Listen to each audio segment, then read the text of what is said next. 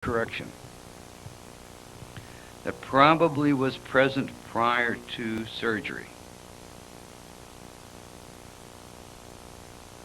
It's easy enough to tell a dog an ear that's going to be overcorrected prior to crop because it appears that one or both ears are so strong they're trying to pull them up. And typically somebody will look at that and say, wow, look at how strong those ears are. She's almost ready to hold them up even long. But the problem is when you remove as much ear as you do for a crop, we've taken all that weight that pulls them down off the ears. So on the dogs with extremely strong ears, you have the fold over. Now, where these ears appear to have no resemblance of a design crop, they actually were a very good crop in examining them. They were equal. They had a pattern, but the people either did not know exactly what to do, or in this case, we know for sure that they just said, well, we love her anyway. They took an easy out. They took the easy out because the advice they were being given, everybody had different opinions. They just finally decided not to irritate the dog and let it go. Now here's another dog with an overcorrection. Watch, she's got her ears almost pulled all the way up.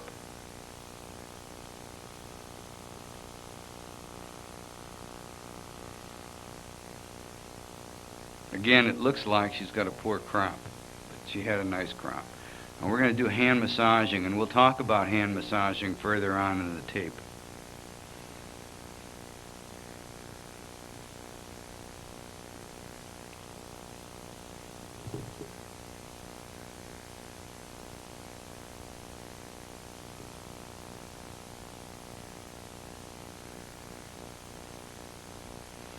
Now see, as her ears lay here now, they're nice and even, and they have what they call layback. Now we're going to try to get her ears up, and you'll see that one moment they were over, and now they're out, just with a little hand massaging. But what that really means is that we've got to go to a different support system. Again, in this case, we're going to go to the quick brace. Now here's a cute little girl, again, who looks like she can't work her ears, just like the black one. But when she alerts up, they do go up.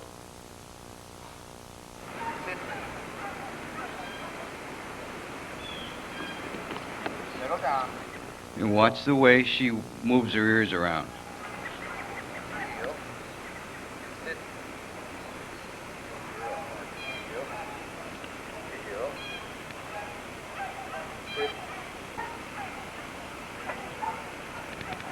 Now for her, we're going to go to hand massaging, and they love it. See, right at the base of the ear, in each ear, there's a crease. You put your first finger or first two fingers in the ear and the thumb on the outside and massage back as if you were massaging an airplane wing. That's what we mean by that. And when they lay back like that, that is called layback. Now here's another problem you can run into. We have two different size ears, so it appears.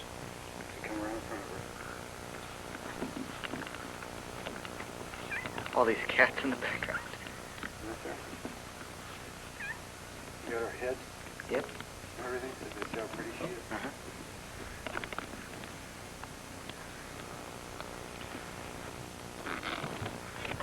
Now for this dog, we're going to put rolls in the ears. Now these are special rolls. They have an extra flat area in the lower part of the ear. Good girl. They'll help hold them in place. Now what we're trying to do is cone the ear Come around this side. to counter what would be the overcorrection. Go down in the ear. For this particular dog, the rolls would be a good start until the ears are in close to normal position. And we applied the surgical adhesive to the roll and a surgical adhesive to the ear. We didn't wait long enough again, as we asked you to, just long enough for us to video. Now remember, this is a girl with the ear that's 3/4 shorter, the left ear. Oh, you need her head up. So it shows how straight the ears are. Oh, look at that look.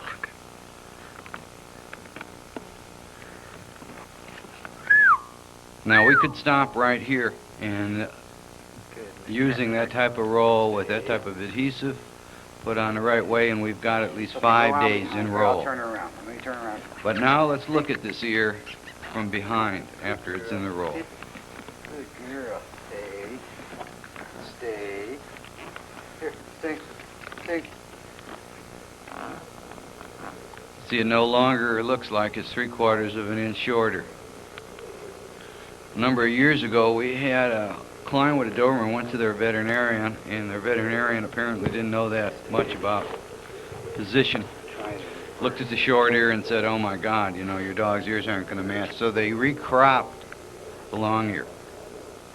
Well, when the client did achieve, or the client's dog did achieve stance, the ear that was redone was the short ear. All right, now let's look at this pressure tape. These are applied very gently. You are not trying to cut circulation. Some of these wrappings are put on so hard they literally and actually can cause the tip of the ear to lose circulation, and you have a problem, a real problem. Again, this is applied very lightly. It's just to help further encourage the little roll to stay in place. Now as we pan around this little girl, you'll see that the ears look even.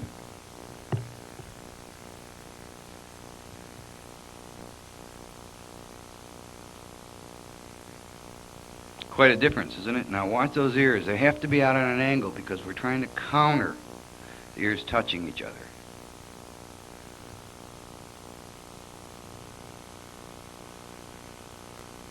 Now in hand massaging, watch this little girl's eyes when you hand massage. She just thinks that feels so good.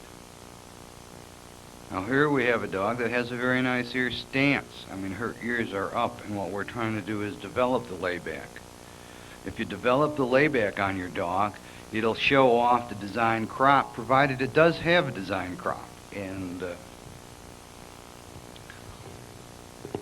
there is something to show off. Again, massage. You can do this 30 times a day. They just love it. Now this is on a dog who has good stance. Now we're going to watch her. Just momentarily here, going through her training. She's 16 weeks old. But watch her ears. Watch how she works her ears.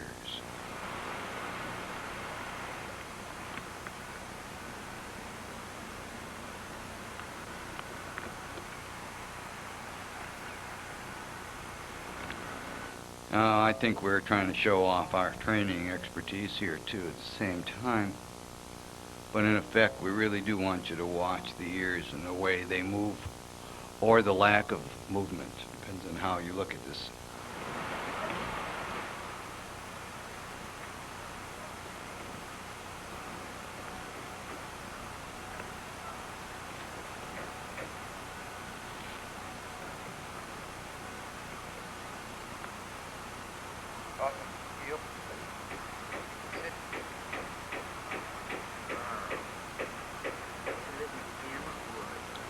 Now here we have a little girl who does have ear stance.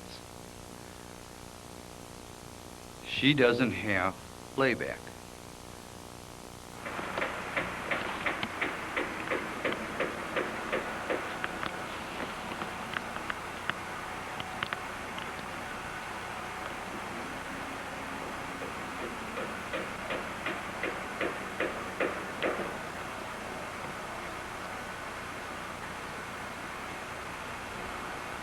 You can see she has a very pretty ear, and we're going to do a close-up here in about a minute. Study the ear further and how she works the ears. But she's holding them up, she's alerting, she has some movement. They don't go down and they don't lay on top of the head.